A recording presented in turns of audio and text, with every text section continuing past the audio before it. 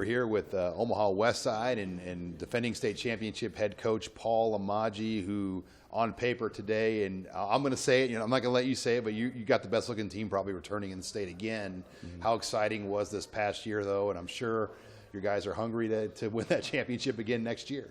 Yeah, it was a great year. Sure wasn't easy, but we kept getting better every week, and coming in, everybody had to get to know each other and understand the culture of what we want to get done. And once we did that, and got better every week with playing hard and playing to our standard. It was a lot of fun, a lot of excitement, and to finish how we did was exceptional. And credit to the kids who fought and believed and really wanted to get back to Lincoln, and then win it in the fashion we did. Made for a very special year. So we all understand that that's over, and we're on to 2023, and it's time to elevate to a higher standard. And I think our kids are excited to work harder, get tougher, and there's nothing more important than what we're doing right now. So we're excited for the process. It was definitely, it ended up being what I wanted, but during the process it was pretty tough, just not being out there to compete with my guys and having to help from the sideline. I'm just thankful I got a chance to help the guys out and win a state championship. It meant a lot, obviously. That was kind of our whole goal coming into the year. It's always been a goal of mine ever since I came into the program. But to be able to do it with, a lot of my best friends who I've been with since middle school, freshman year, all that type of stuff, and coming and bringing in a new coach, just everything blending together and kind of meshing, it was really important for it, and it was a fun season. You got a lot of key pieces. You had one that came back for the state championship game, and Caleb Benning, who's one of the leaders of your group of kids.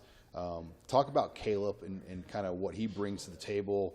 Because you saw those third down plays and the interceptions he made in that championship game. He has intangibles about him that don't necessarily show up on testing and stats. Oh, yeah. Caleb's something special.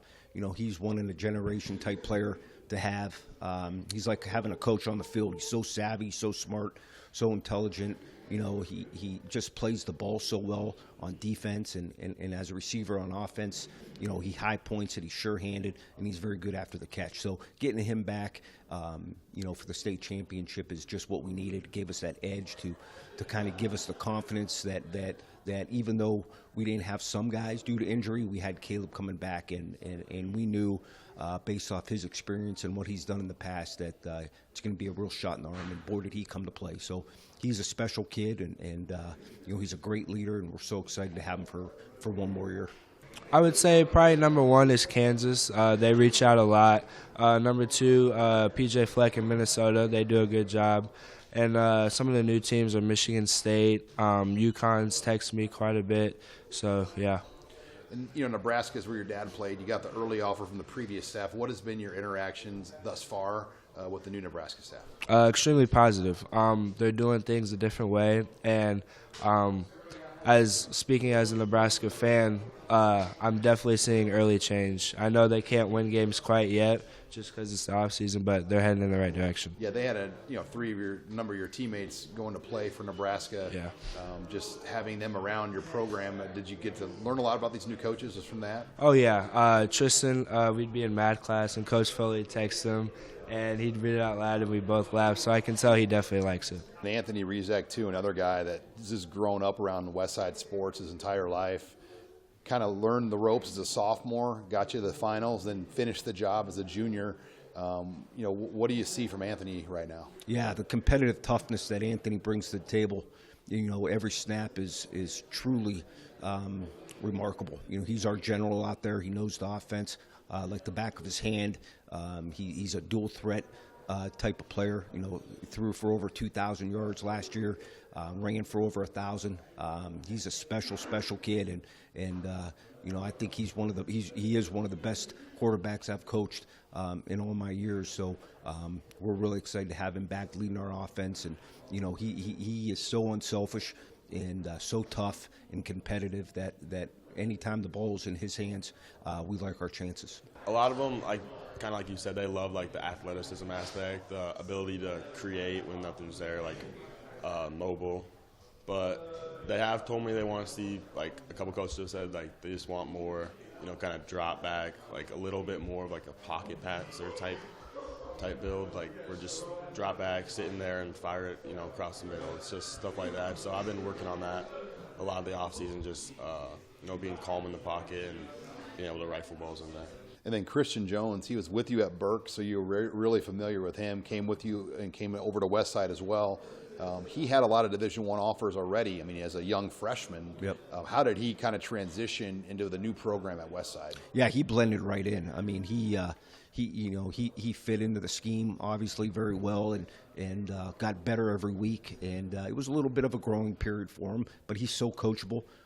He studies so hard that he just kept elevating as the year went on, and he's one of those kids that played his best football into the playoffs and in the state championship game, and we needed that from him, and he came through. So it's hard to believe the kid only played 2 years of high school football, and having him back for 2 more.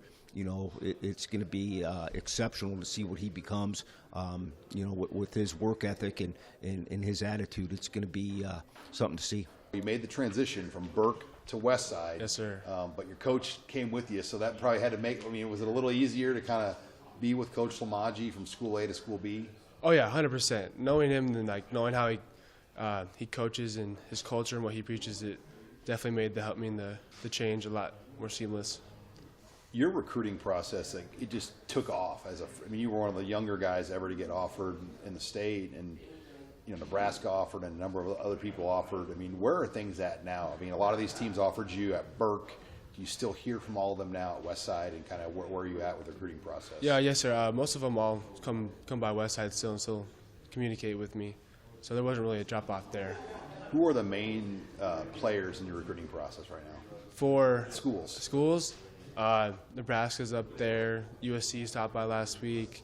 Iowa and Iowa State are always nearby. I'd say are the main ones right now. Well, Coach Lamaji, congratulations again on the state championship. I'm sure everyone's excited to get back to work and try to repeat now. Yeah, thanks for having us, and thanks for doing this. Well, thank you Awesome. again. Thank Yeah. you, Coach.